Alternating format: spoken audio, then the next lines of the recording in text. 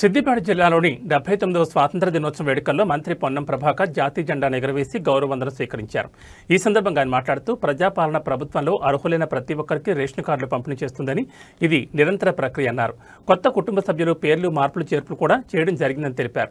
నియోజకవర్గానికి 3,500 ఇందిరమ్మ ఇళ్లు చొప్పున 5 లక్షల ఆర్థిక సహాయం అందించడం జరుగుతుందని అన్నారు. రాజీవ్ ఆరోగ్యశ్రేణి 5 నుంచి 10 లక్షలు పెంచుకున్నామని, అదనపు చికిత్సలు యాడ్ చేశామని తెలిపారు. కార్యక్రమంలో జిల్లా collector Haimavathi, police commissioner Anuradha, additional collector Garima Agarwal, ఇతర అధికారులు పాల్గొన్నారు.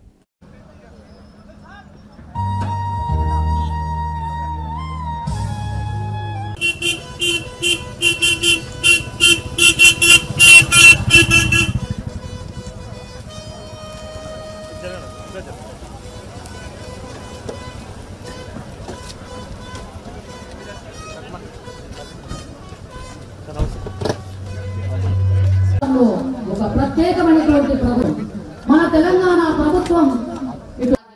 మన జిల్లా రూరల్ ఇక్కడున్న కొండల్లో ఉన్న గుండెల్లో ప్రతిధ్వని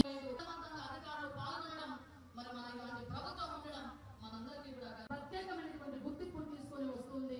మన ప్రభుత్వం ఆర్థిక శక్తిని నిజంగా ఉపయోగించుకుంటుందని చెప్పొచ్చు. వాళ్ళు మరి ఇక్కడ ఉన్న వాళ్ళంతా కూడా మరి అడవిలో ఉన్నామనేటువంటి ఒక ఫీలింగ్ వచ్చే విధంగా ఇక్కడ నిర్ధారణతో వీళ్ళతో 90% ఆడదూడలు ఉత్పత్తి చేస్తూ ఉన్నారు. మరి చక్కగా పశువులు 100% వారిని ప్రశంసిస్తూ మరి వారితో కొండలరెడ్డి గారు, మరి వీరు ఫోన్ మర్చిపోయిందండి. కొండలరెడ్డి గారు వారి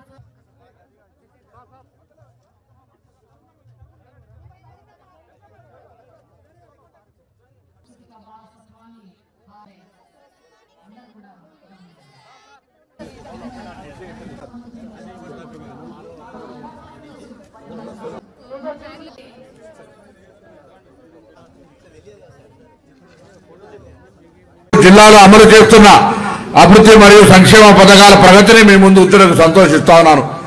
రేషన్ కార్డుల పంపిణీ చాలా కాలంగా రేషన్ కార్డులకు సంబంధించి అనేక దఫాలుగా అప్లికేషన్లు పెట్టుకున్న రానటువంటి పరిస్థితుల్లో ప్రభుత్వం అర్హులైన ప్రతి ఒక్కరికి ఇదొక నిరంతర ప్రక్రియగా కొంత కాలానికి మాత్రమే పరిమితయ్యే విధంగా కాకుండా రేషన్ కార్డుల ప్రక్రియను ప్రారంభించి ఆ ఒక కొత్త కుటుంబ సభ్యుల యొక్క చేర్పులు మార్పులతో పాటుగా నూతన రేషన్ కార్డు ఇచ్చే కార్యక్రమం తీసుకుంటా ఉంది.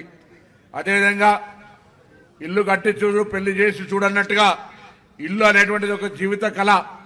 ఆ జీవిత కళ సఫలమయ్యే విధంగా నియోజకవర్గానికి 3,500 ఇళ్ల చొప్పున రాష్ట్ర ప్రభుత్వం 5 లక్షల రూపాయల ఆర్థిక సహకారం చేసి పేదలకు అర్హతనే ఆధారంగా తీసుకొని ఎటువంటి రాజకీయాలు లేకుండా ఇందిరమ్మ ఇళ్ల యొక్క ఎంపిక కార్యక్రమం జరుగుతూ ఉంది.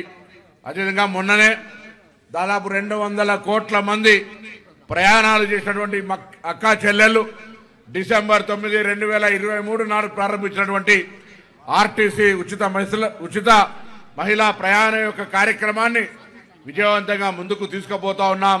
వారికి సౌకర్యంగా ఉండే విధంగా నూతన బస్సులను, నూతన సిబ్బందిని, ఆర్టీసీ కార్మికుల సంక్షేమాన్ని తీసుకొని పోయే సందర్భంలో ఈరోజు ఇంత పెద్ద కార్యక్రమాన్ని విజయవంతంగా నిర్వహిస్తున్నటువంటి ఆర్టీసీ కార్మికులకు ఉన్నటువంటి డ్రైవర్లు, కండక్టర్లకు ముఖ్యంగా అభినందనలు కూడా తెలియజేస్తూ మహిళలందరికీ నాకు వాళ్ళ సాధికారిత కొరకు రాష్ట్ర ప్రభుత్వం ఏర్పడ్డ 48 గంటల్లోనే ఈ కార్యక్రమం తీసుకునే విషయాన్ని మీ అందరి దృష్టికి తీసుకొని వస్తూ ఉన్నాం. అదేవిధంగా పంట రుణ మాఫీ, దాంతోపాటుగా రైతు భరోసా 9 రోజుల్లోనే 9,000 కోట్లు చారిత్రాత్మకంగా సరి అయినటువంటి సమయంలో పంట